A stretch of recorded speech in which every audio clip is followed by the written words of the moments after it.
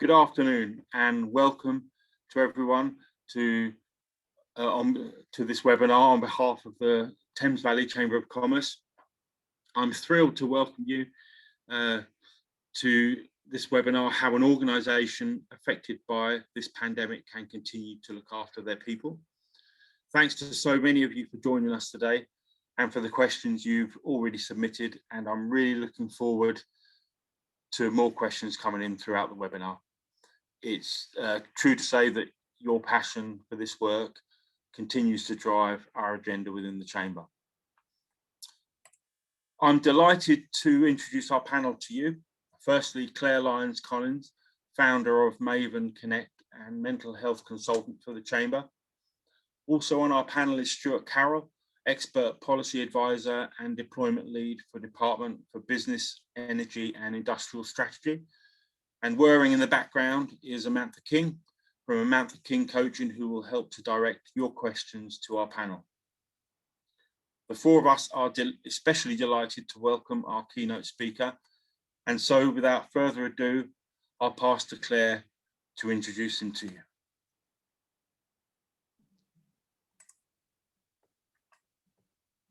Over to you, Claire. Hello, everybody. And Karl, if we could see your face there. Brilliant.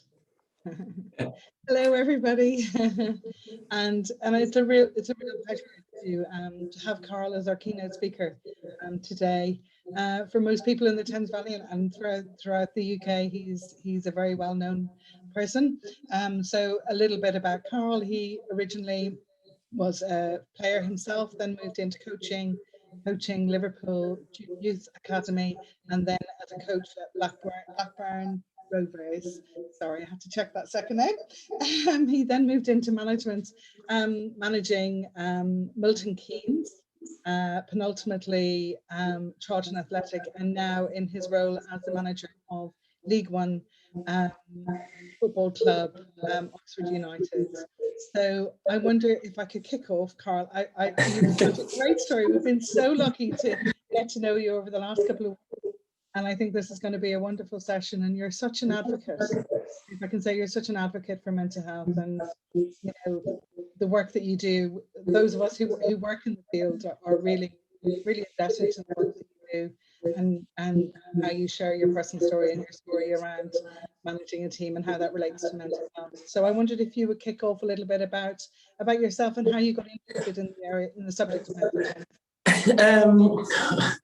Well, mental health, Claire, we've had many conversations, haven't we, about the true meaning of it and where it sits, one within workplace, but also one within our own personal life and how we go about our life. And the spectrum of mental health is so vast, and it's with us every single day of our life. And this is the bit that, and hopefully part of today's conversation will be to enlighten people on the positive side of mental health as well as the negative aspect of it.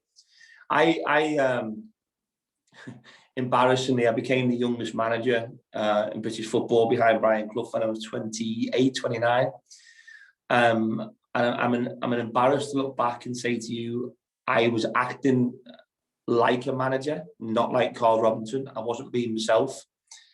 And through a period of time, through 2 or 3 years, I found myself becoming trapped within a person that wasn't me.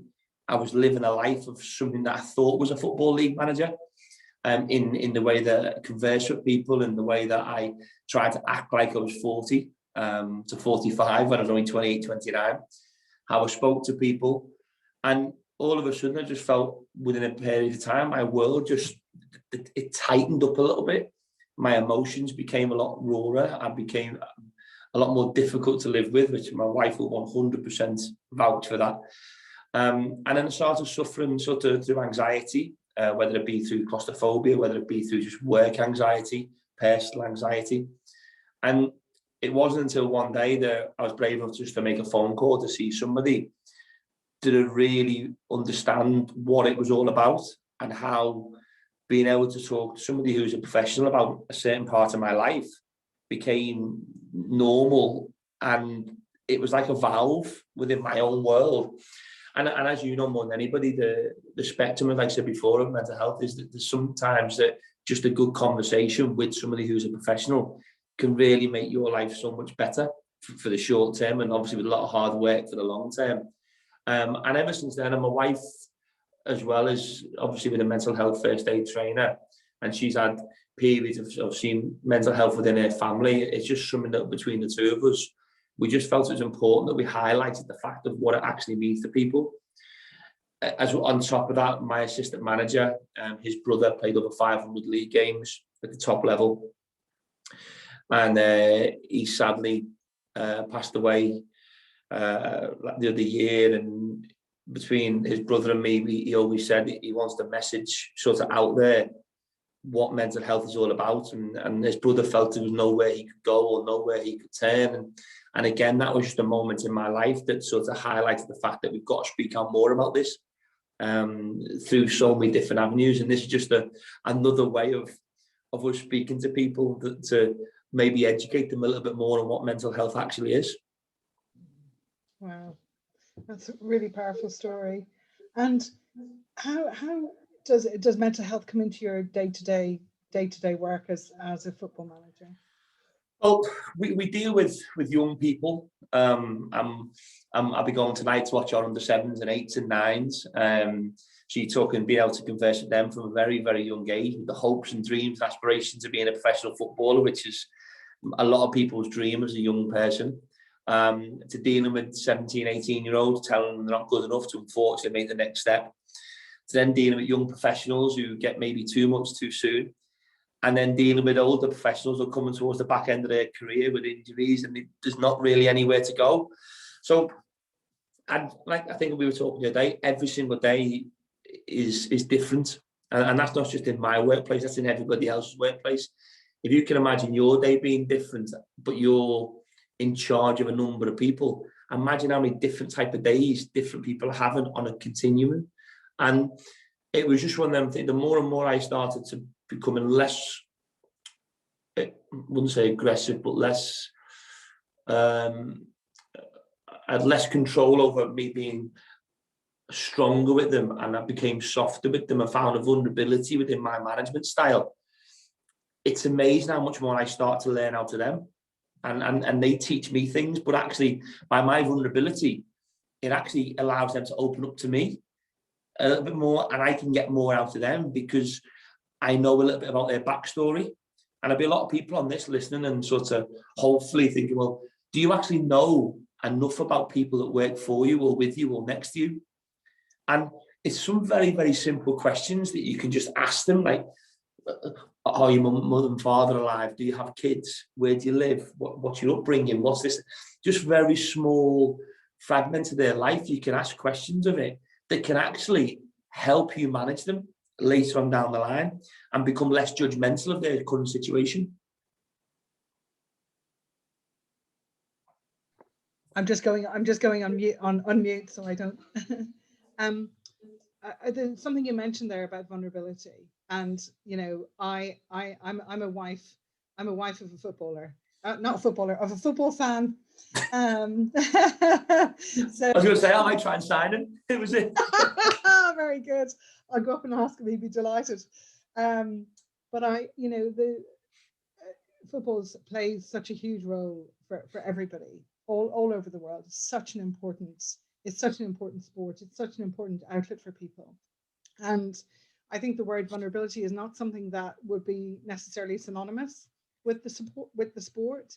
So how have you, with your peers and with those that you manage, how has that approach been welcomed? I certainly know some in some industries, when people have spoken about their experiences, not so much now, but previously spoken about their experiences, it hasn't been the most positive experience for them talking about their vulnerability. Could you share a little bit about how the football world has responded, as it were? Yeah, I think when you say what you said before, Claire, about football fans, there was a study done 12 months ago, and 18 million people within the United Kingdom interact with football. Now, when you think of the size of our population, the gravitas that this sport can carry across our country is phenomenal. Now, I know people don't like it, and again, that's fine, that's not a problem, but that's how many people we can interact with. And we'll also look at the data of 1 in 4 people will be affected with a negative bad mental health throughout the course of 12 months. So just think how many people we can affect just within the football world by speaking out. You said before about vulnerability. I work with a psychotherapist here called Gary Bloom. He has his own radio show on the couch on Talk Sport, and he does an awful lot of work around the Oxfordshire area. He's just wrote a fantastic book as well. And he'll go crazy because I've actually forgot the name of it. But he taught me a bit about what vulnerability is, about Karl Robinson being Karl Robinson, and having a bad day, and not worrying about protecting yourself from having a bad day. Because if people sort of look up to you as a so-called boss, and they see you in your life perfect all the time, because that's the perception that I want to give, that I speak right, I hold myself well, I'm always in control, I know what the next move always is. Well, that's impossible. But the more and more that we play on that, the more and more that'll have a negative effect on the people that are looking to work for you. And I think that's where we get it wrong sometimes. I remember when I was going through a bit of a bad time personally, I said this to you the other day, I walked in a coffee shop and I seen these 2 people in the corner laughing. And I thought, why can't I be that happy? Look how happy these 2 people looked. But that was just a very small window to their world at that one particular moment. And that caused me to feel a lot worse about myself, that they were laughing when I was having a bad time. And when I look back now, and when I start speaking to Gary about my vulnerability, I start thinking, well, I don't want to always be happy if I'm having a bad day. I want my players to be able to see that, because it makes me, I won't say real, but it makes me on their level. And I'm not the boss. I'm just like them. I'm just a normal person who has good days, has arguments or debates with my wife, or my daughter sometimes can be a bit of a pain. And so we deal with so many different negative things away from our work and within our workplace. I'm not embarrassed now to be saying to you, I've had a bad day, I'm struggling with this decision. I need to ask somebody else what is the right direction to take, because I have no answer for this one particular question. And I think that makes me more relatable to people. But again, Claire, I still make mistakes. I will still offend people. I will still say the wrong thing. I will still struggle in certain situations. And I used to be fearful of that. I'm not no more, because it's me, and that's the reality of it.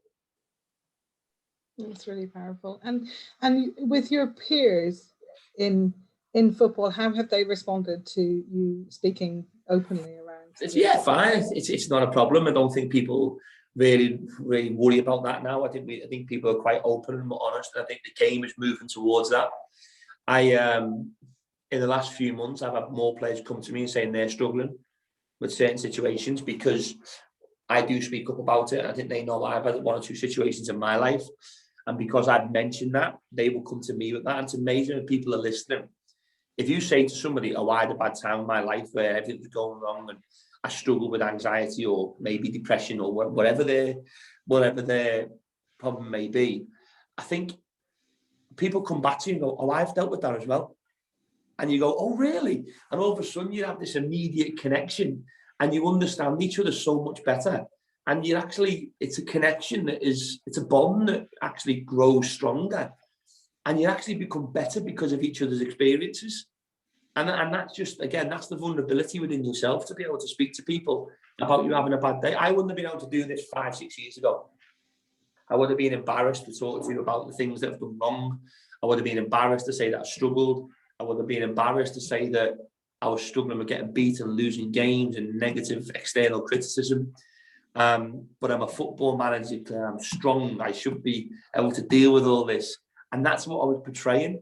And then all of a sudden you start getting more comfortable with who you are. And we're just the same as everybody else. And I think it doesn't have to make more people respect you a little bit more. You'll still upset people because you can't make everybody happy.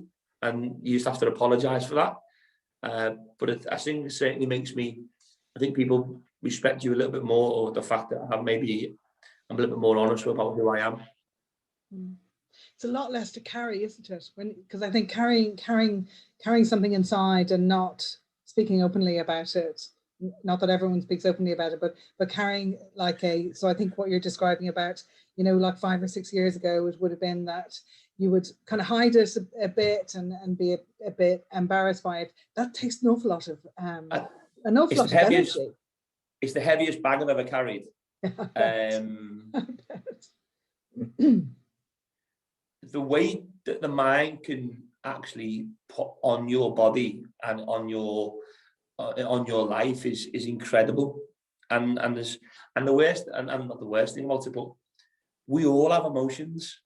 We all have a brain that ticks in different ways with so many different neural pathways that makes us receptive or non-receptive to so many different aspects of life. And we're all so beautifully different within our body composition, within our thought processes, within the way that we deal with stress, anxiety, depression, whatever things it might be.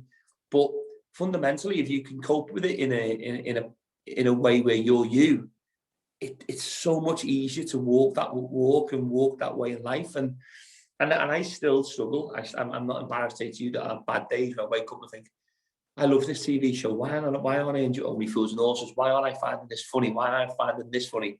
And then all of a sudden, you think, well, I'm just having a bad day. And I'm just going to lie on my couch. I'm just going to enjoy the fact that I'm having a bad day. But what I don't want people to think by listening to this is, oh, now my world's 100% perfect. Because there's still moments in my life that I still struggle with getting beat. I still struggle with being a good husband, being a good father, being a good friend. But it's just all part of just being a better version of yourself every single day. And if every day you try to be a little bit better, you certainly become an awful lot better later on. And I also think as well, for me, the greatest teacher I've ever had of mistakes that I've made, I think it really makes you a better person. And the more mistakes, I'm not saying you can make a lot of mistakes, Claire, but you can make one or two if you have an ability to learn from it. Yeah, pain is a great teacher, you know. Pain is a wonderful teacher. As long as you have support with you as well. You need support. Well, no, exactly. I was talking in terms of pain as in the pain of making mistakes. Yes. It's a wonderful teacher. Now, Karl, Amantha has bailed you out. Keeping your head in the game. Keeping Your Head in the Game is the name of the book. So, by Gary Bloom. Yeah, it's good. He basically everything's anonymous in it. He utilizes, and it's written in a unique way as well. It's as it happens.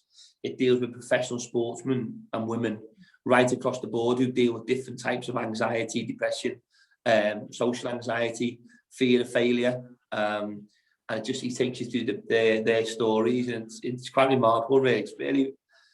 I can't talk too much about it because even though he's a psychotherapist, he'll also get too big for his boots. So let everybody read it.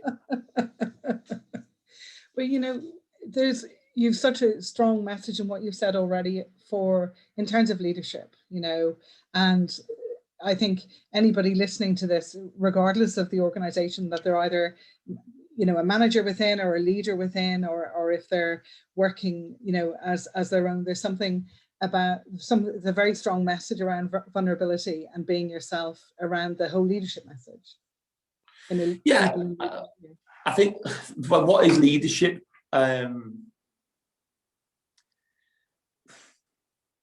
Is having an ability to walk with people and allow people to walk alongside you, next to you, in front of you, and never be fearful of somebody being ahead of you, even within your organization, because there's always somebody. If you have an organization like we have, so within my world with sports science, sports medicine, we have the academy, we have so many different facets to our building, through computer support, through our recruitment team, and every single person within their departments are far better than me at their job than me.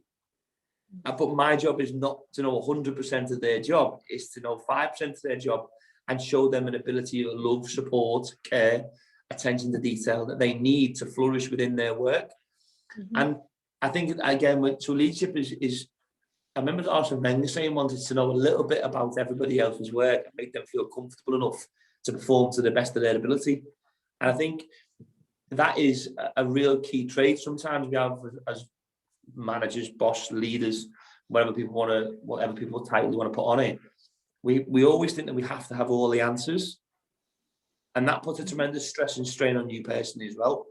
I think it's more important to find good people, and then you support the people, and they will perform for you.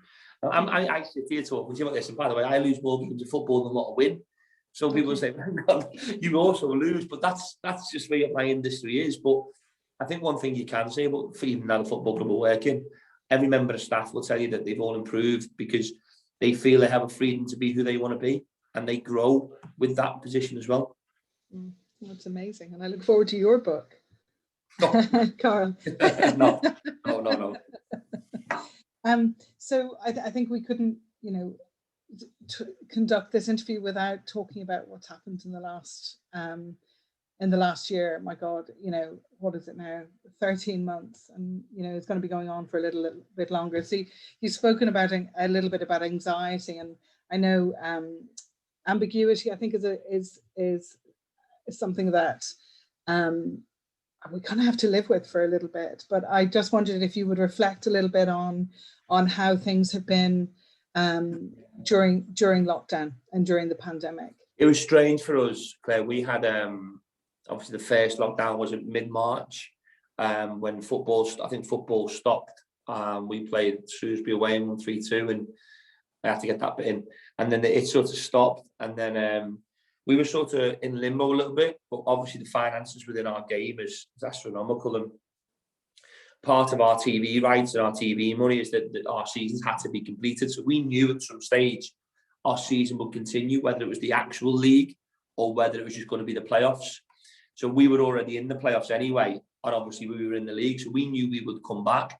And once we got the green light from our governing bodies, we've got the green light from the government, we were back training in twos within 4 weeks.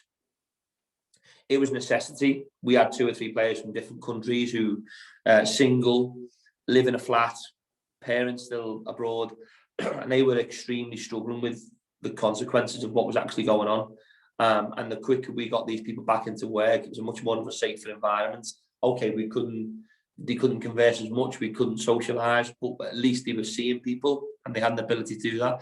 I know the whole world was connecting through Zoom and different portals like we're doing today, but that was really important to us. And then obviously once we start, the difference with us, we were GPS data, so we were the FA was saying it's fine if you were training, but we had to do training sessions where with our GPS data, it was making sure that you never spent more than 30 seconds within a meter of somebody, even in your training protocols. Wow. So the stuff that we wear little sort of microchips in the back of our jumpers or shirts. We could track where everybody was walking whilst they were on site.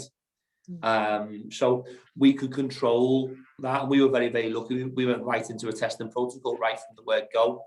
So we knew we had a little bit more of a chance of our game restarting. This current lockdown, the second one, we've not stopped. Obviously, I think our game's carried on without fans. It's had with a heavy heart, in some ways we've carried on, not because we don't love our sport, but without fans, it's an impossible job. You're saying before, I said to you before, 18 million people interacting in our sport. We need them back playing, kids playing back on the parks on a Sunday, on a Saturday when you go for a drive, seeing young people running around playing football. It's something that we've grown to love, but equally having fans back in our stadiums, it's a necessity that we get that. They're a massive source of support, obviously, but a source of energy. And the quicker we get them back in, obviously the better. But in the midst of this, we were the lucky ones because we were back working, we were back communicating. We had Gary Bloom, who was regularly on the phone to all of our players throughout the course of the week, picking up on different things, on different sort of body languages that might have been different type of text. So people, you tend to know how certain people text with their grammar and with their shortened type of words that they use. He was always looking for different sorts of ways in which people were doing that different. And we tried to make sure the best we possibly could that we had contact with every single player 3 to 4 times a week when we were in the first lockdown. And that really helped. And I think the one thing that the government did realise is our sport does bring an awful lot of mental health support positivity across the country. And that's why we continued all the way through that. Yeah. But for some of the, I remember you mentioning, the other day about the groundsmen, and there have been some people impacted. I think one of the things you mentioned, which I think is on everyone's mind, is about people losing their jobs.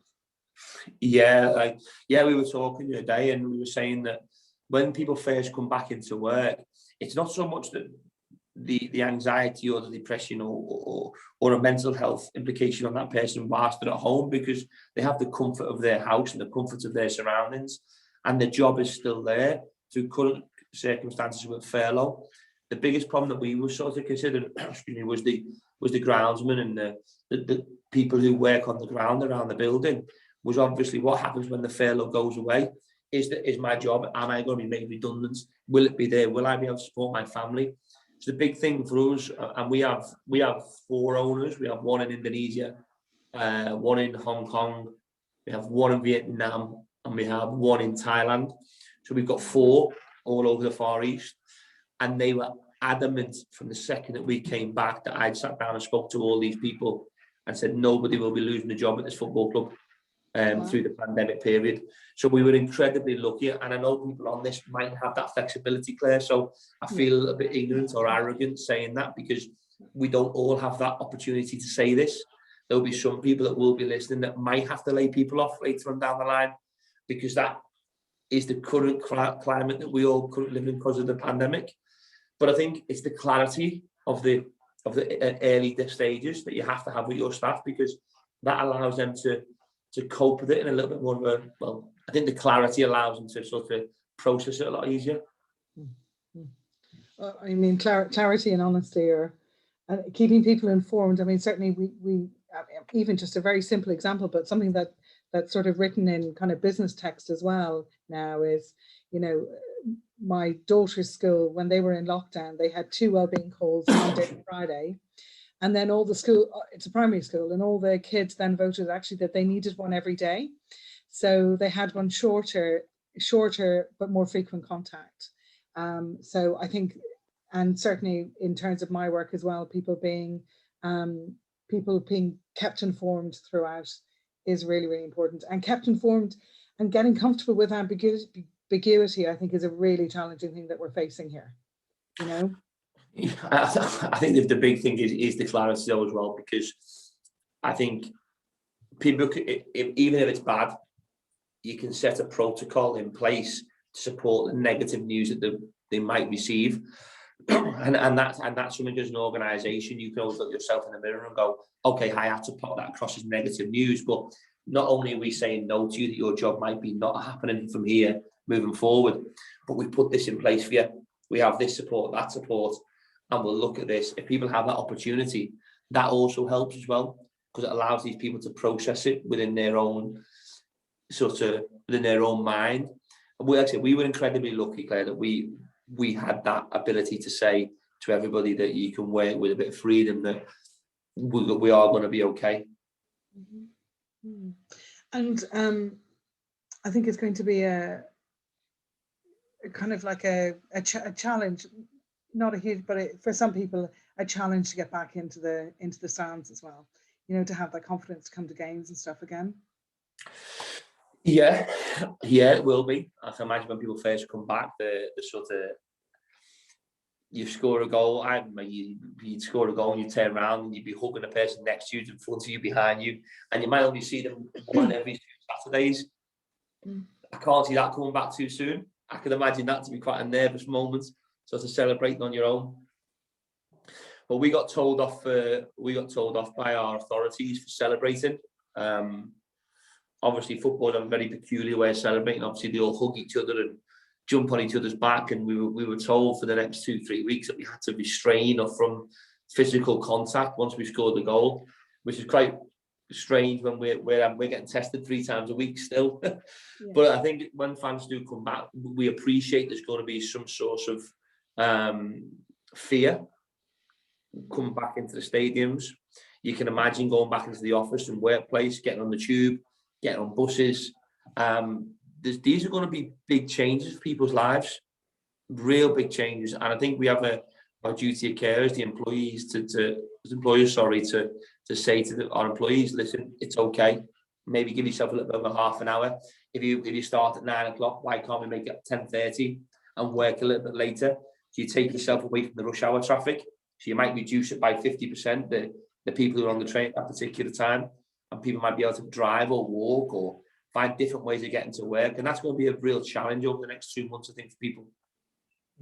Yeah, I think possibly longer than, so when I think about people going back into offices and, you know, with so many people vaccinated, but lots of employees not vaccinated yet, purely because of their age. Yeah. You know, so I think there are lots of challenges ahead, and I think that lots of people have gone through in the last year. So I was speaking with a colleague in New Zealand last week, and he's coming to the end of his career. He works in mental health, and he said to me, he's American, and he said, when I was growing up, everybody knew somebody who died in Vietnam.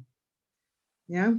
So, and there have been more people who have died in America and across the world this time. And I think that I certainly know that mental health trusts are, you know, concerned with, you know, somebody described it unhelpfully, I think, as a tsunami of mental illness coming our way. But I think yeah, we've got this wrong though, right? We were talking the other day at great length, a lot longer than what we should have been because we had other things going on. But I think it was only like in 2020, it was just short of 15 to 20% short than the actual COVID deaths was suicide. Okay.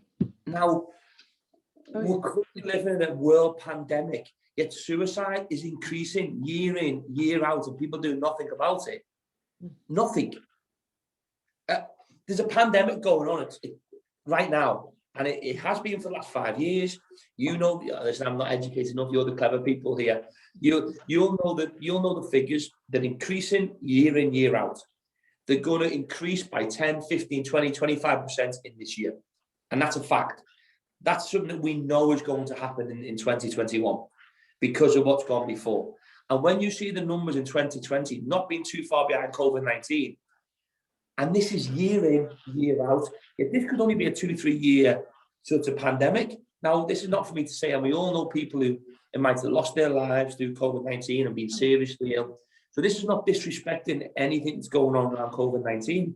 But this conversation is to highlight to people how important it is mental health, and people actually with suicide, the figures are astronomical and they're increasing.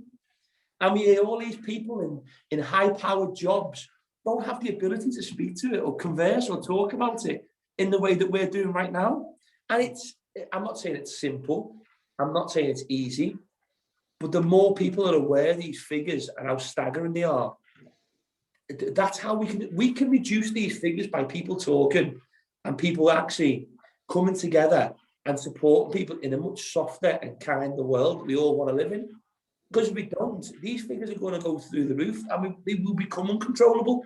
Sorry to go on a rant, but this is how it is. And we have a massive duty of care as bosses, senior leaders, or whatever people might be on these type of conference calls. We have a duty of care to make sure that we try and reduce this. And we had a real long conversation talking about these conversations. You do not know how many lives you save. Yeah.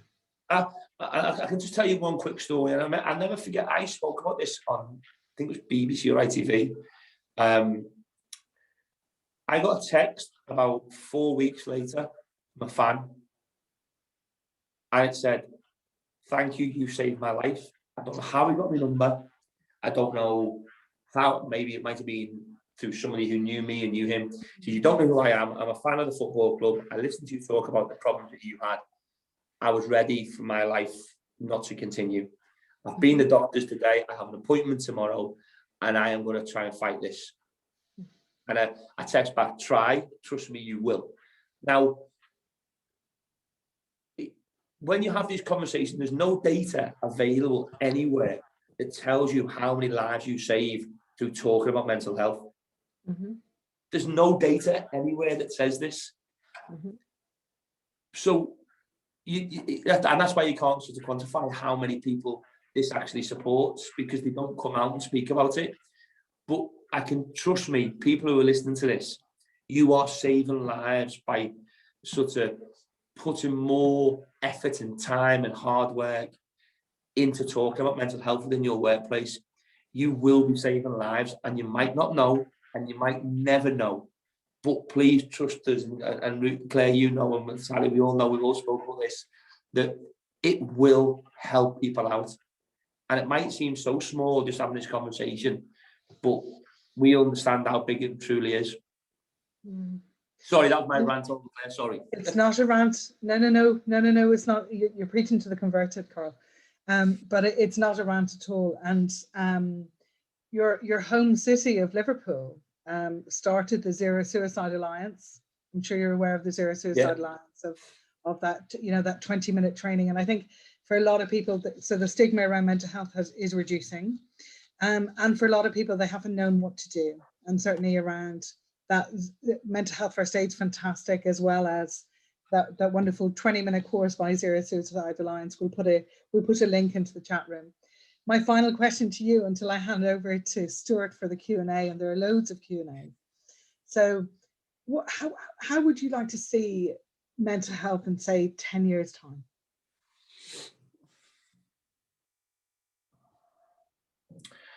Oh, suicide will always be there.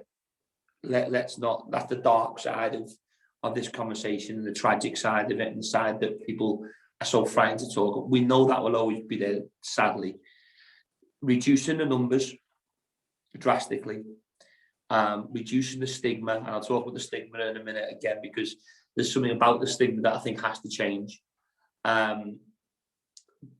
But people living with anxiety and depression and fear of failure in a way where they're comfortable with it, in a way where they can converse about it and talk about it and smile about it and learn about it and drive through and continue on their life in a way where they feel comfortable to be who they want to be.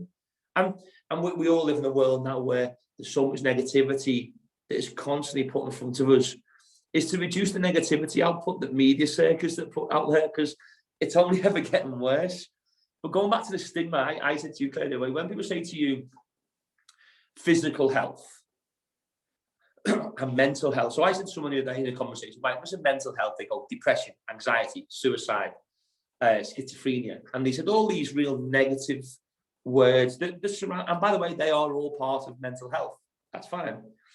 I said physical health. And they said to me, jogging, going to the gym, playing football, playing tennis. An older person said play golf. So we had real positive comments from the physical health and real negative comments. I said, well, if I said to you, happiness, laughing, enjoying yourself, feeling good, feeling happy, enjoying friends, that's mental health as well.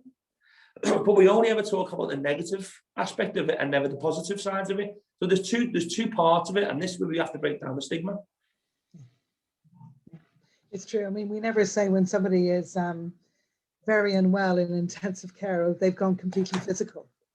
You know, no, we don't say that. And I know I will put in for the chat. I'll put in the World Health Organization definition of mental health, which is a very, as you know, Karl, is that very positive of what mental health is and the difference between mental health and mental illness. Karl, I feel so, oh, sorry, Karl, go ahead. Claire, right now, I don't know how many people are listening to this, but every single person on this phone call now has mental health. At this moment, we all have mental health. Some bad, some good, some indifferent, some up, some down. And this is the bit that people don't talk about because they don't understand that aspect of it, that we're living with it every single day, and we're constantly on this continuum that can go up and down, up and down. It's just about learning when we're on that sort of decline, how we can sort of plateau out and then get back to where, and then we go maybe some too high and then too low. But every single person right now listening and on this has mental health as we speak. that's the bit that people don't really understand sometimes. And we're lucky that we've got people like you. No. I'm just a kid from Liverpool that is just incredibly lucky to be doing a job that I love and given a platform to speak about something that we passionately believe in. I'm not educated. I'm not different to anybody. I've been given a platform that I think is important, that I can talk about something that is true to something that I believe in, and I'll make mistakes. Like I say, I've failed. My daughter always laughs at me because I have a go ahead with the schooling, but she says to me, "Yeah, but Dad, you failed everything in school as well," which I actually did. So I can't really have a go ahead. But it's just that I just think it's important that we talk about these stigmas a little bit more, and we drop it, and we have a greater understanding of it as well. Karl, I feel so lucky for being able to interview. Just so lovely, and speaking to you. And I think, judging from the comments that we're getting and the text messages I'm getting of just an inspirational story, and going to help a lot of people in terms of reducing stigma, but also about, leadership and leadership roles, and how helping people through this pandemic and out the other side. I'm going to shut up now, and Stuart Carroll is going to take over to do the Q&A, of which I know there are loads of questions, but thank you so much, Karl. That's just been... Thank you, Claire. Thank you. Thank you so much, Claire, for that first 45 minutes, I think we'll call it, Karl, to put it in the footballing parlance. But we're going to move into the second half. But I just want to make a quick comment. I think, like Claire said, some fantastic examples you've given around themes, which are actually being picked up on in the questions that are coming through, which is brilliant. But also, when you said earlier you were apologising for going on a rant, I think the rant is actually what people like you and I from the north call passion, and it's fantastic to see that passion. So absolutely no need to apologise, and some superb examples. I suppose let's deal with the first big elephant in the room, which has a big impact on health and well-being, as you know. Why are Liverpool so much better than Everton, and what tips could you give to someone who supports Tranmere? Well, Tranmere to me, right, was always a Friday night team, because obviously all the fans used to go to Goodison or Anfield. So that was my wife's father, who sadly passed away, was a massive Tranmere fan. And quite ironically, mate, I got more stick at Tranmere than any other ground I've ever really, except AFC Wimbledon, who completely hate me. But Tranmere was the one ground that nobody really liked me. So I have no real desired effect to support them. Fair enough. Everton, there's only, I said this the other day, mate, I use a Shankly quote, there's only two teams in Liverpool, that's Liverpool and Liverpool Reserve. So Tranmere or Everton have got no impact on my life. Quite right too. I'm being a Newcastle fan, that's how I feel about Sunderland. But we've actually got a kind of question in the Q&A, and the reason I wanted to bring that up is which talks about the power of football, and effectively what the question is getting at is why do you think football is such an important thing in the context of mental health, and what are some of the really positive examples you've seen from our beautiful game in terms of helping people's mental health, and some of the experiences you've seen through your current role, but also your previous roles as well? Well, the reason why football is important because it has a platform, Stuart. I think you know that it immediately has a gravitas to the masses. So you can answer one question within our media world, and it really does hit on to a lot of people. I think from a mental health aspect of it, the industry's always led the way in so many different campaigns moving forward and so many different parts of life, but it gives a tremendous support mechanism for people. I think it connects families, it connects communities. I think we spoke not long ago about football originated because you were from an area, you supported that club, you went down the pit, you went down to the ground with your family, your friends, your neighbours, you came home together and you spoke about the game together. It brought people together at weekends, and that's what the game was great for in the 60s, the 70s, the 80s. In the modern game that we all watch today, it's got a worldwide audience, that it's slightly changed from what it once was. But I think we have an ability within our industry to educate the next generation of kids coming through about mental health. People will listen to a Thierry Henry, I'm going to say this one for you, to an Alan Shearer, to a Robbie Fowler, to a Virgil van Dijk. These people should be the ones coming out saying that, listen, and understanding it and being able to talk about it, because I think it will hold such a greater context to young people if their heroes are talking about it. And I think that's why the game is so powerful, because, like I say, 18 million people within the United Kingdom that interact within the sport. It's almost a third of our population. So that's why the game's so important when it comes to talking about mental health.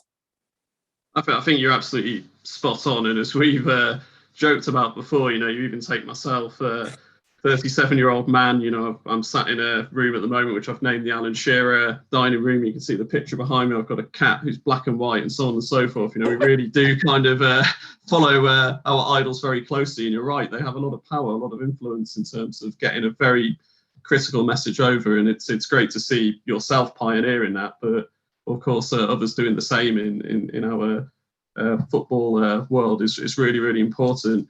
Amantha's very helpfully just picked out for me what can best be described as a sort of Champions League set of questions. So we've got a top four bunch here, and then I've got like a sort of Europa League question, or should I say playoff question. I know your team is on the brink, and good luck to you guys as you go to the end of the season in great form.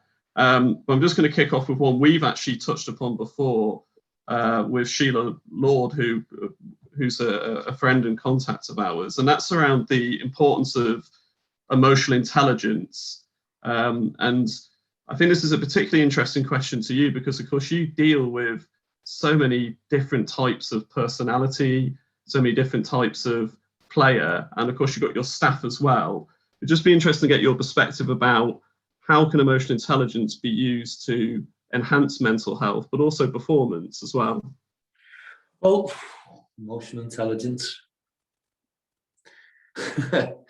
Actually, you say that to me, and right away I think to an 18-year-old boy who he's got the rest of his career ahead of him, and he's fearless, and he still doesn't have a mortgage yet. He's probably learned to drive yet. He's still, this whole world is easy going, and he's not had an injury to the point of I might have somebody who has his cruise ship right in the middle of his contract, that emotionally could be so unstable because this could be a career-ending injury, to somebody at 30 years of age with 500-600 games behind them, who might have the financial support or might not have it through whatever he's done with his money coming towards the end. And then I have staff members who might be retired footballers so I deal with so many different types of young people and older people with such different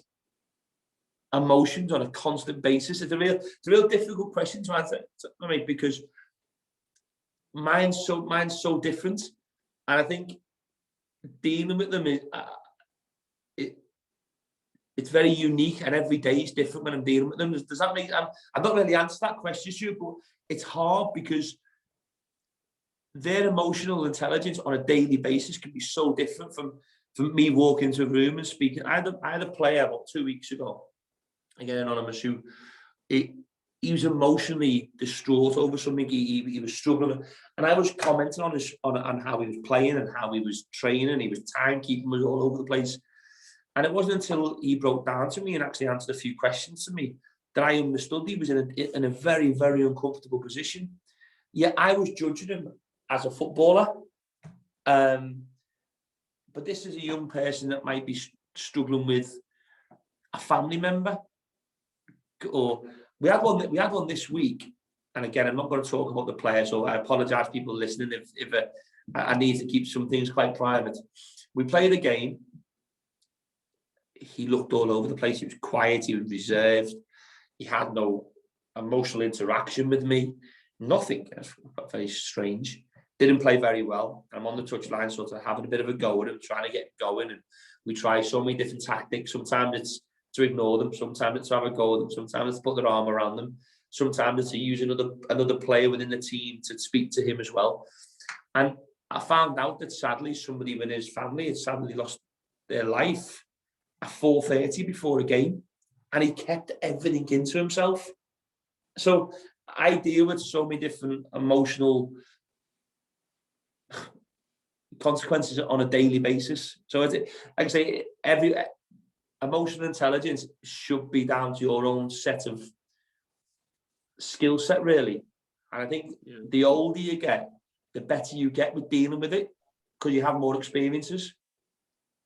I think you've actually described it extremely well, which is a large. Not too sure about that one. No, I think you have, though, because I think people try very hard to try to get a pithy definition. What it's about is it's about life, it's about people, and it's about having that commitment to want to understand people. Don't pigeonhole emotional intelligence. Don't say, I dealt with it on this particular day like this, so I'm going to deal with it the same, because that's a different window you're looking through, and a different window at a different age, at a different time in their life, with a different family support, parental support, whatever it may be. So just try and be quite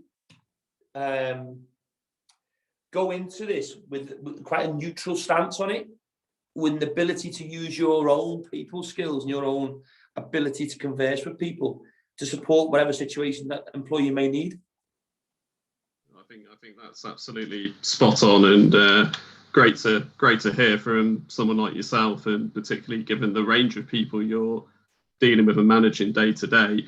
You actually sort of touched upon this kind of question, actually, which is a really good question. You just talked about how sometimes you have to almost ignore a player, you have to give a player a bit of the hairdryer treatment, as Sir Alex would have said. The question is this: how do you see an organisation managing the balancing act of productivity or performance versus looking after someone? I mean, that's a particularly relevant question in competitive sport.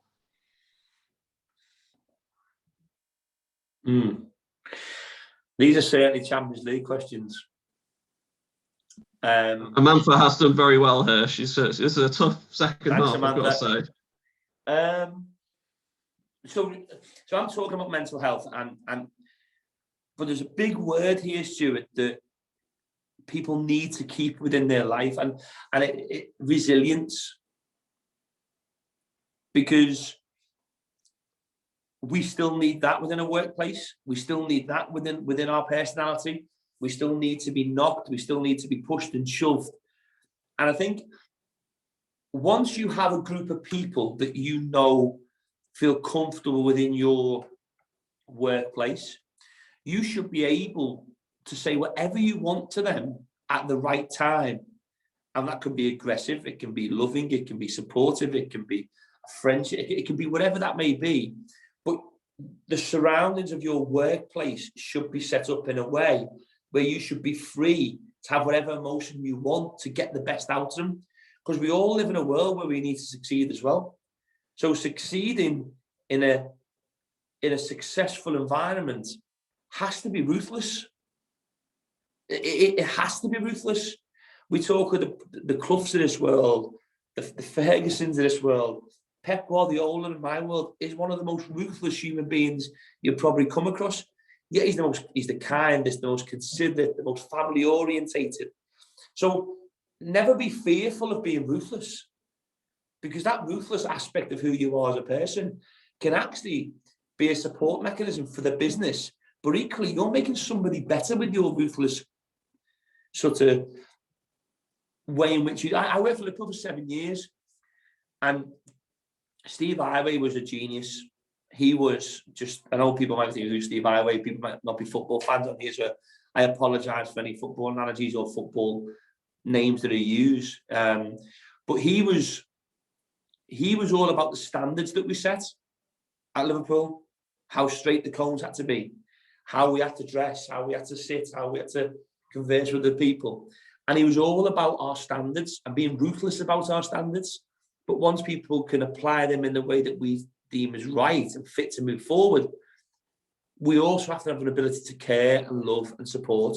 So don't get mixed up with the being successful but having a good mental health policy.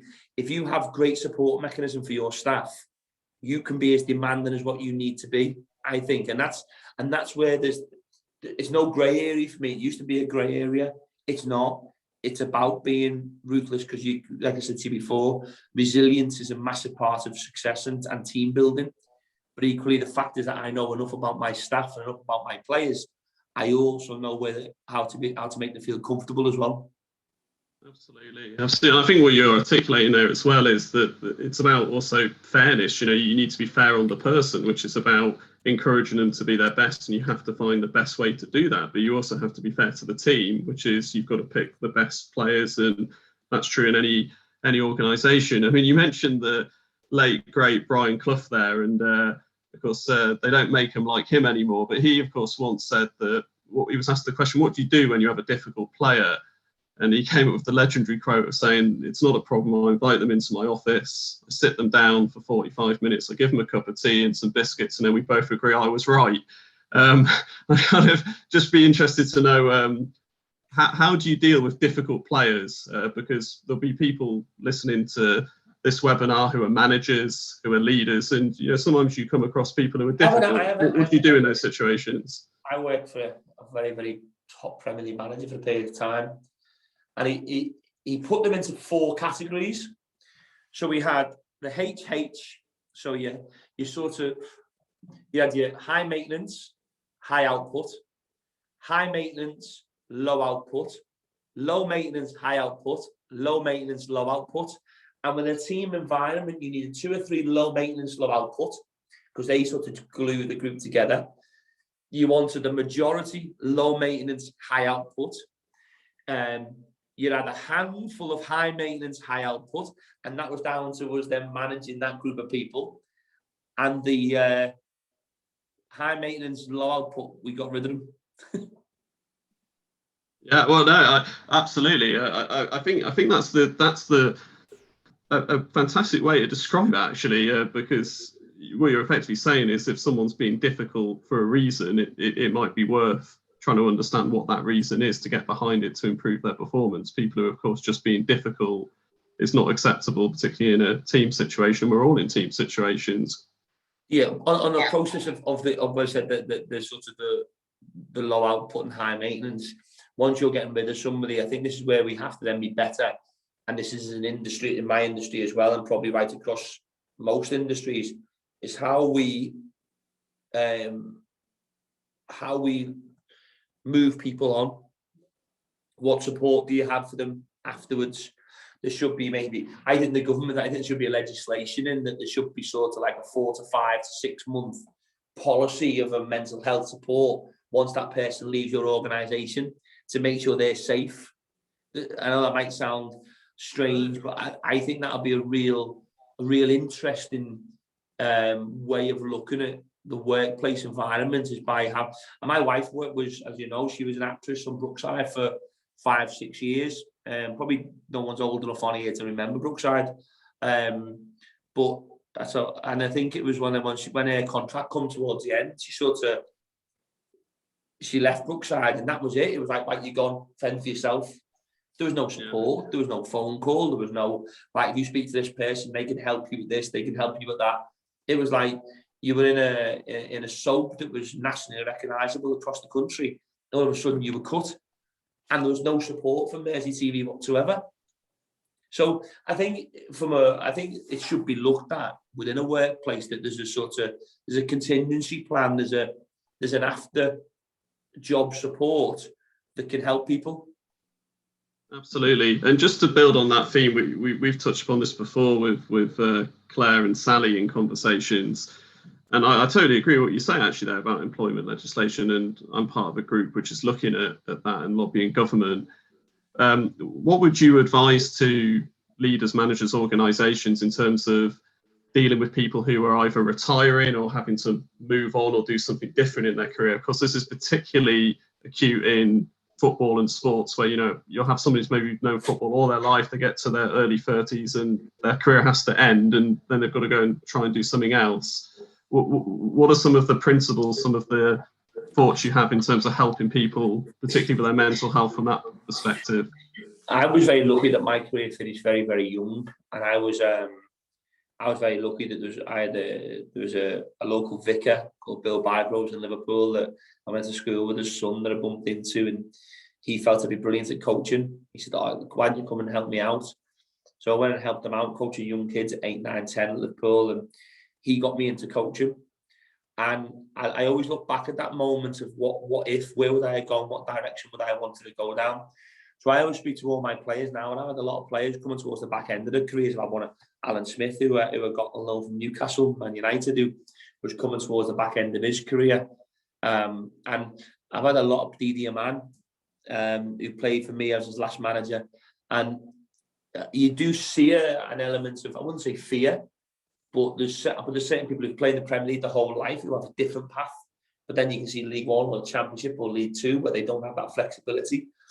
So my big thing is, once players start getting to 33, I sort of have a different outlook on them towards the back end of the footballing careers, that I almost put football in secondary, and I encourage them to sort of to look outside the world that they currently live within, to find a different type of education route or career path.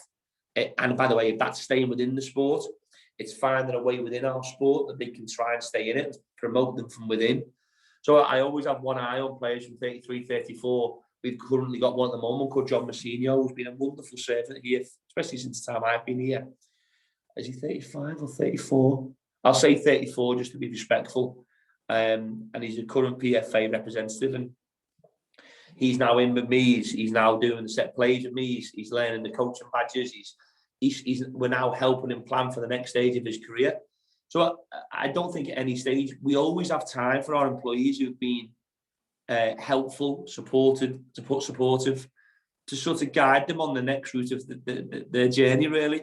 I've also had Derek Fazakli, who worked with me, who, again, it was there's a lot of team connections here, yeah. I want to use them because you're on it. And he sort of was my assistant for a period of time here. He'd been England's assistant manager, but he was coming towards the end. He was saying, I need to go upstairs and do a lot less things and have some more time with my family. So it's all about having that flexibility with your staff, that they understand there's something else when that work sort of life starts coming towards the end. Absolutely. I have to officially say, Dieter, man, he could definitely open a can of baked beans with his left foot. I remember watching a couple of Newcastle games when he played for us. He was some player. Just another question from a Memphis Champions League set. We're going to look kind of at the other end of the age spectrum here, but one of the questions is, how do you maintain and encourage young staff starting out in their first career position, particularly during this pandemic world? So, again, this is a big thing for a lot of organisations, taking on people in a very different environment, maybe where they can't actually even go into the workplace. And I suppose you've been dealing with that as well, younger players coming through and not playing in front of fans. That must be very strange, for a player coming through in the current world. How are you handling that? I did a talk for Deloitte 3 months ago, and there was a senior member of staff that was speaking on it to me, and she said that when she first started 2021, 22, 23, obviously they'd finish work on a Friday, they would socialise Saturday with the friends, and they would go out one, and they had an ability, once they went into an office environment, you almost had that I would class it as a father figure. You go into an organisation and somebody sort of looks after you and learns you the ropes and allows you to make your mistakes, because that's what the workplace did. But in the current pandemic, that's not there anymore. And I really worry for people from the age of 19 to 22, 23, because they're going into a new world that we've never seen before. In my industry, I've just had a tremendous conversation about 20 minutes before this call. I said to the academy, so what are you doing with all the academy players this season who've had a really interrupted year? in their player development. They said, we're not going to release any player this year. We're going to give everybody another year because the pandemic has not allowed us to be able to judge them on their development. And I thought it was a tremendous statement by the academy that they're going to do that. And I thought it just shows you how much detail, especially within this football club as well at the moment, that they look into this. And it really fulfilled me with a real happiness and joy that we're thinking about these young people. I think we have to be a little bit more flexible moving forward, Stuart, with young people, because the mistakes that we would have made and our father figure would have been there to sort of say, oh, hang on, don't do this again. We have to allow them to make mistakes. I said at the beginning of these conversations, it's one of the greatest teachers in life. If you have an ability to learn from the mistakes that you make with senior support. And I think we have to be better at that as senior members of staff, that we have a greater reach to these young people, and we allow their mistakes to make them better, to make them flourish. Absolutely right. And there was another question which you kind of answered there, which was asked about sort of furloughing people and how do you deal with that situation. I think you actually answered that really, really well with your previous answer. There is another question here, which is I think a fantastic one. Again, it's sort of a universal principle, I would say, and not just for sport or football, but life generally. And that's about with mental health. What are some of the tips you could give about almost stopping people from falling back into bad habits around their mental health? What are some of the techniques or some of the tips you could give to people based on your experiences? I remember when I went to see somebody in London, and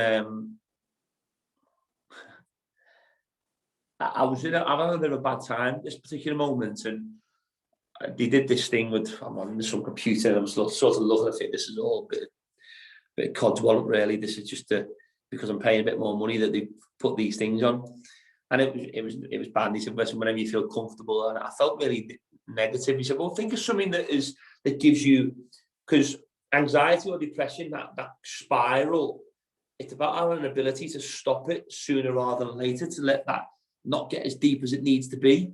And he said, what's a moment in your life that makes you smile? I thought, oh, I've won a few things. I've been promoted. I've been to Wembley. I've done things in the Premier League. I've been quite lucky, really, but nothing really made me get too excited. And I remember this one moment, and right away you look at me face and I'm smiling. My daughter hit a golf shot once over a pond onto a green at maybe 8, 9. And she dropped the golf club and started dancing, ran and jumped on me. And I'll never forget, right away, you can see my physical and my emotional state just smile. Having a bad day, you have to change your thoughts. You have to change that moment to make you feel more comfortable with that position that you currently find yourself in. And by the way, Stuart, it's hard, mate. It's hard. I'm not saying at any stage, any of this message that I'm trying to get across is easy, because there's been days when I've found that even difficult to even that emotion to put me in a better place. But across all of this, it's being able to talk to people. I feel like I'm having a conversation. All I see is you on this screen. I don't see how many people are listening. But being able to converse with people about your emotions and having somebody that you can pick up the phone to and call and say, I'm struggling here today. What you do, and that person know you well enough to know what your triggers and your thought process, how they can make you feel a little bit better in that period.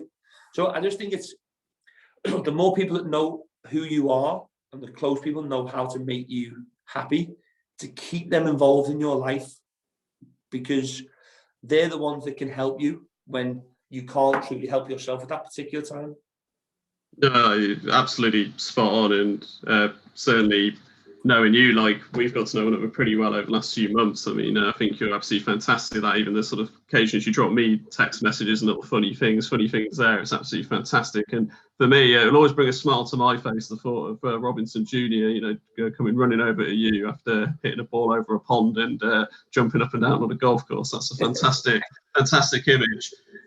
This is a question that's come in on the chat from Teresa Hughes. It's a really, really good question. It's how can business leaders or anybody in a leadership position use annual leave more effectively in supporting employee well-being? And again, that's, I think, a particularly interesting question to you, because footballers, probably have quite a lot of time to themselves and sort of have summer holidays and the like. But I know we've talked about before where you've had players come to you recently who have been struggling, and you've maybe had to give them a bit of space, a bit of time distance. It'd be interesting just to get your thoughts on that.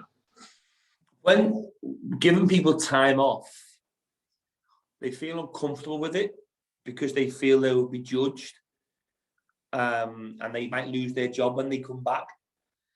we have a leave obviously for 2 months every summer. I think when you give somebody leave because they're struggling at that particular time, don't forget that you give it to them. Stay in contact with them. Keep reassuring them that it's good when they come back, that this will still be here and we can move on. My big thing when my players have a summer off, I try and contact every one of them at least twice in that period of time, just to reiterate to them how important they are to me, to the football club, what direction we'll be going in when they're coming back, to keep up the tabs with the family life. Even if you pick up the phone, somebody will say, I said you've got a wife and kids. How is little Johnny today? Are they coping well? How's the wife? Or how's your husband? How's your son? And these very small nuggets of information about your employees when they're on annual leave, it's a tremendous phone call to have. It's a great icebreaker to have with them when they're on a leave, that they can converse with you on a different level rather than you being their boss. And that makes them feel more comfortable at that particular time. And by the way, all my answers might not suit everybody else's industry, Stuart, because I'm in a sport world. Absolutely, but I think what's great is to get some of the thoughts and some of the principles and some of the techniques, because as we've talked about before, it's only through talking, it's only by looking at different ideas and trying to innovate that we can make improvements. But just like a striker bagging a very quick brace there, Teresa's coming with a supplementary, and she's just wanted to specifically get your kind of thoughts on what do you think about that in the post-pandemic world? So as we start to open up and we all start to go back to work, but then perhaps there are certain people who need more time to adjust because people have been locked down and then they're moving into this new normal. Again, what are some of your thoughts from that point of view? Well, normal's a strange word, isn't it? We always use normal a lot. Normal workplace, none of us know what that is anymore. For me, our new normal, I worry about my players when the fans come back in. How are they going to cope with the criticism? How are they going to cope with the emotional attachment to the fans? I think what we all have to do, and what I certainly will do with my players as well, and we've had that in this pandemic with no fans. How are they going to cope without them? How are they going to cope when they're doing well without them? How are they going to cope when they do bad without them? It'll be the reverse question once they come back in. But Gary Bloom said to me, you have to give them time to adapt. I think that's the big sort of learning curve that I've learned this year is I have to maybe give them a little bit more time to learn to cope with the new normal, and not prejudge them because of that. Yeah, no, I think that makes complete sense. We've got another question from Ram, which I think is sort of it's picking up on a similar theme, which is, what would you say are some of the early signs you should perhaps be looking out for in anyone that you're working with or particularly managing, that could be a sign or a symptom of perhaps bad mental health or something more serious? Timekeeping sometimes can be one. the nature of the way that they have an ability to interact with you. It could be more distant. I think it's also important to understand that, again, it's always important in big organizations to have one person looking after 20 or 30 people as a maximum, a bit like a school teacher. You get to know the personal traits of these people, how they say good morning, how they say goodbye, what time they regularly get in, how do they cope when you criticize them, how do they cope when you show them love and support. And you should get to know these people so well that you'll start to feel a different type of interaction with these people that should, just a little red flag moments. And every now and then they might say, "Are you okay? Do you want to have a quiet?" And be open with your group that you know you can ask that question in a very comfortable environment, and they have an ability to speak in an open format to you because they know you, there's a vulnerable side to you as well. And I think it's just the small little things. Like I say, one of the things I've noticed a lot is, especially in my world, is lack of patience to negativity. Because remember, we live in a world where there's constant negativity, so we tend to deal with it quite well. But when they start having the lack of that with staff, timekeeping is always an interesting one. Are they struggling to sleep, which means that they lie in, and the beginning of the day that they struggle, because that was always one for me. I always struggled to sleep. So you tend to find you would seem a little bit more tired than what you're actually used to be. So there's just small little nuggets of things, information that you can actually, when you know your staff, I think you'll know when it's not right. But equally, every now and then, just dropping a text to them. Hope your family's okay. Anything you need before, you know where I am. And that will also give you the greater understanding of that person, that group as well.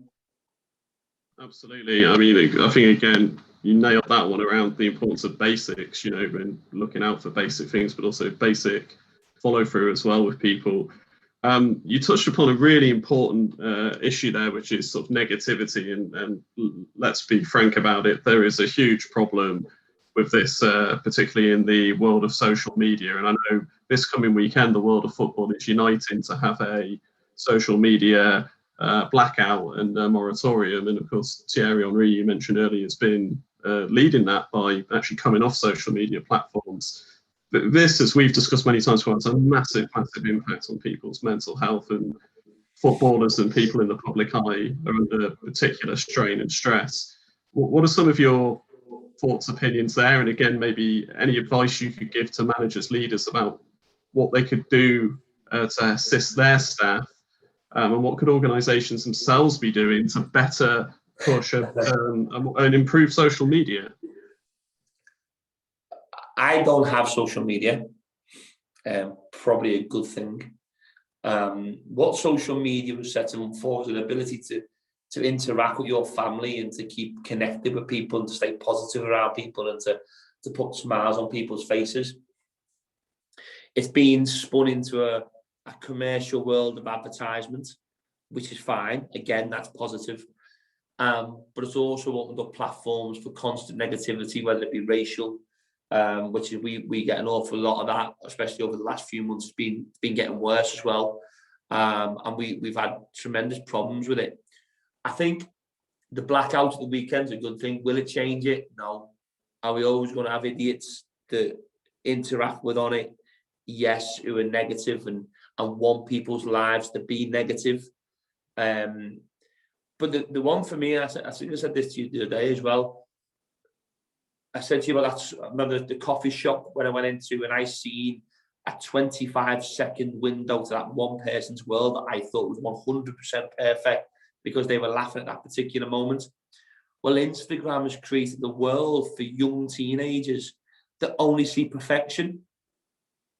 They only ever see perfection, whether it be in filter, whether it be with makeup, haircuts, pearly white trainers, perfect outfits that only look like they've ever been worn once. This is not reality. This is a world that's been created for people to advertise things that make it look perfect. And things are very rarely perfect. And young people need to understand that That's not the reality. I was talking to you today, I'm going to live a long-winded. My world was, my mum was a teaching mentor, my dad was an electrician, I had a younger brother and a younger sister. I went to a comprehensive school in Liverpool.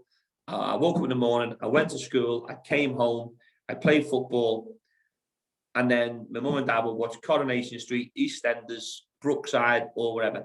These were working class soaps that had the local shop, the local pub, the local market, the local garage. They had everything that was surrounded with the world that I lived in. The only thing that was completely out of my world was home and away, all neighbours with the beautiful beaches. That's the only thing. So for me, there was no social media. The newspapers were always very similar, sport at the back, and that's all I'd ever read. I went to school the next day, come home, it'd be a different soap. And that's how my life was. When now you can have young people that go to schools and they're interacting on their phones and seeing perfection every minute of every day. And that in itself is a stress and a strain, not only on the young individual, but on the parents, to try and create this life for that person that they think is now is real. So they live in a different world than we ever lived in and whatever we ever grew up in. You're absolutely right, and you know I'm completely as one with you on this issue, and it's a vital thing about things happening this weekend, as you say. It's not. I think it's going to help, but there's a lot more that needs to be done. But I think the perspective you've just given there about reality is so important. We are beginning to creep into stoppage time here a little bit, but I've got a couple more questions I'm going to just put in nonetheless. There's a question which we sort of touched upon, but I just want to put it to you direct, and that is, how do we deal with uncertainty? How do you help people, and what are some of your great examples of helping people deal with uncertainty in their life, uncertainty in their career, uncertainty whether they're, for example, going to play the next game or not, and the impact that can have on mental health? Clarity, honesty, respect. I think all of the things that you try to bring into your own world when you're fathering a young child or parenting a young child, that you try to give them clarity and respect and love and consideration always. I think by showing these same sort of sets of skills, these skill sets, I think that helps with their uncertainty. I think we have the issue at the end of the season. We might have we might have some players that have taken up their options, some players that want new contracts, and we still have one or two players that still don't know what they're doing next season. But even within that, they know we've still not made a decision. So we would say to them, if I was you, I would be looking at something that's external to us whilst we're making a decision.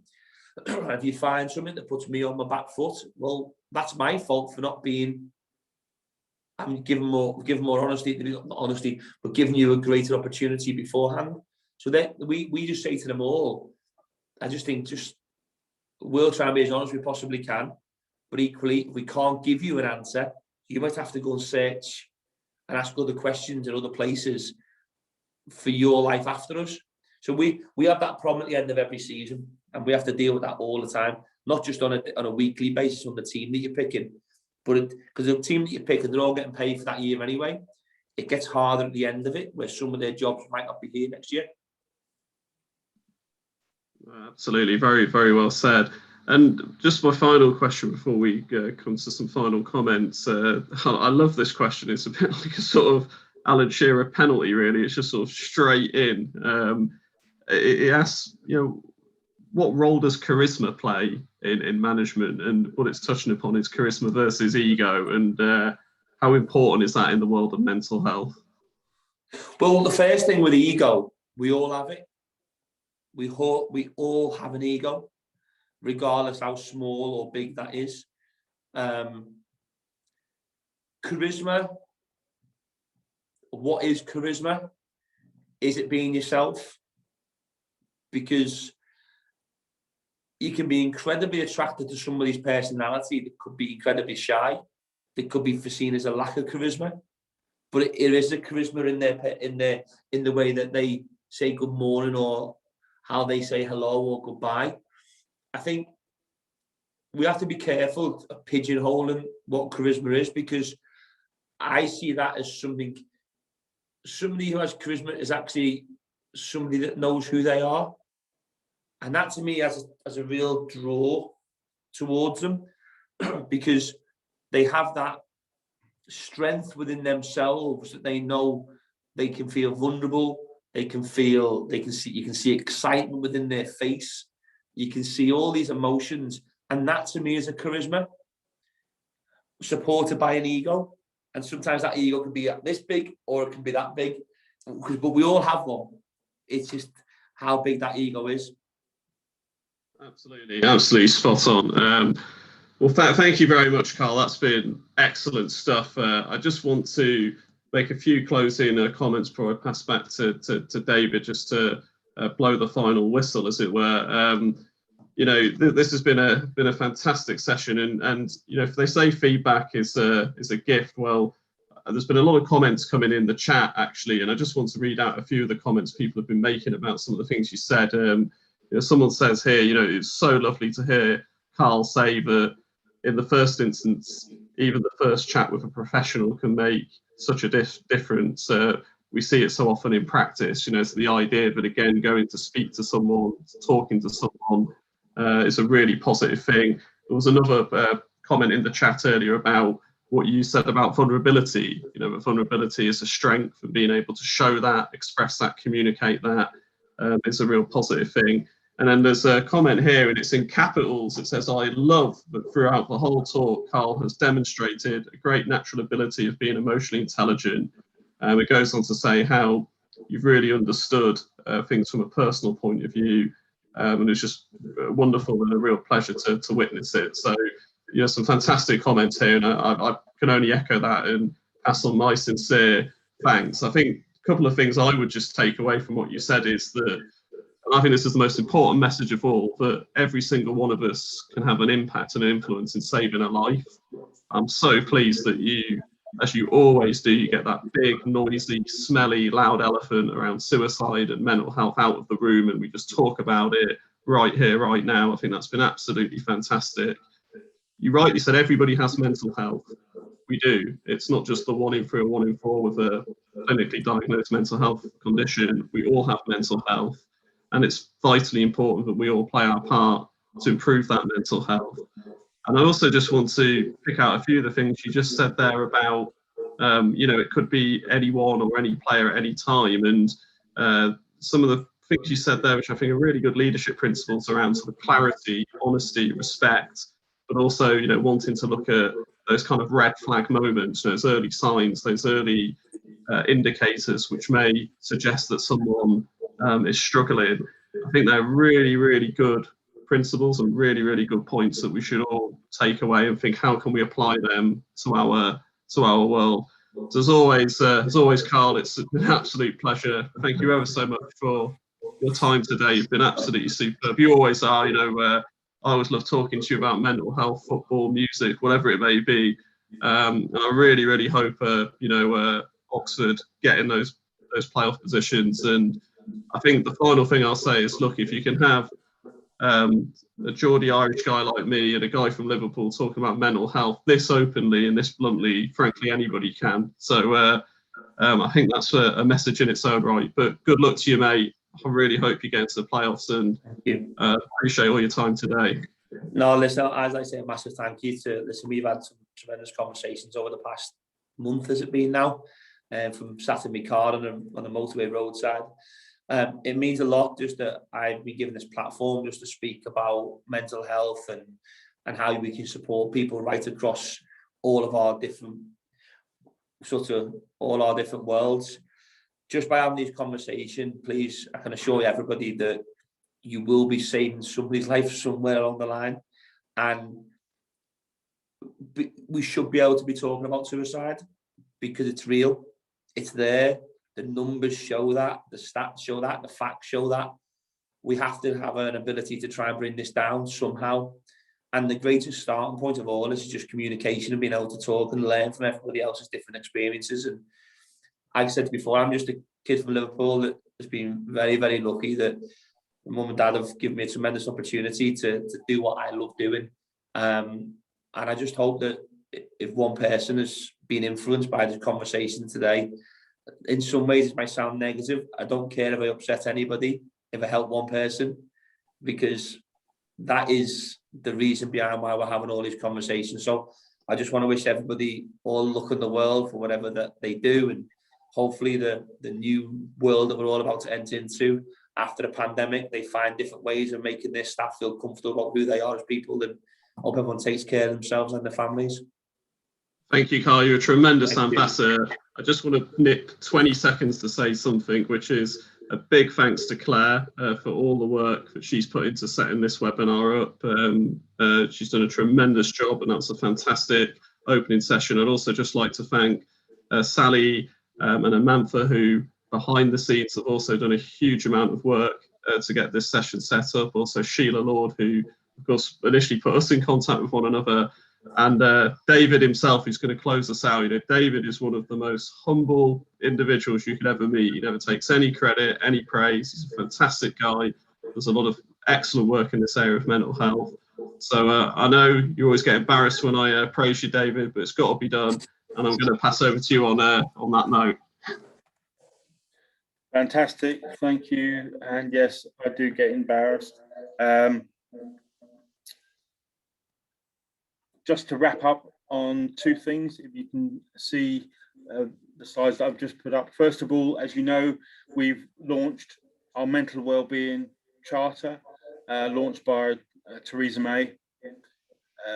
Invite all of those who are in attendance to share it within your organisation. There are 9 commitments. You can see the link there. Please have a look at it. This is the Chamber inviting all of our members to row in the same direction and to cheer as we try and support each other. And finally, to let you know that our next webinar is going to be Thursday, the 10th of June at 10:30 in the morning. This is the format for this. We're still finalising, but it's probably going to be a workshop about work during and after COVID-19 in relation to mental health, and it'll be an interactive session, bit different to our normal webinar with breakout rooms facilitated by experts. We're going to be using the 7 pillars of wellbeing as a structure guide for that day. Thank you to Karl, our panel, and to you, our audience. We couldn't do this without you, and thank you for joining us. I think we'll close there.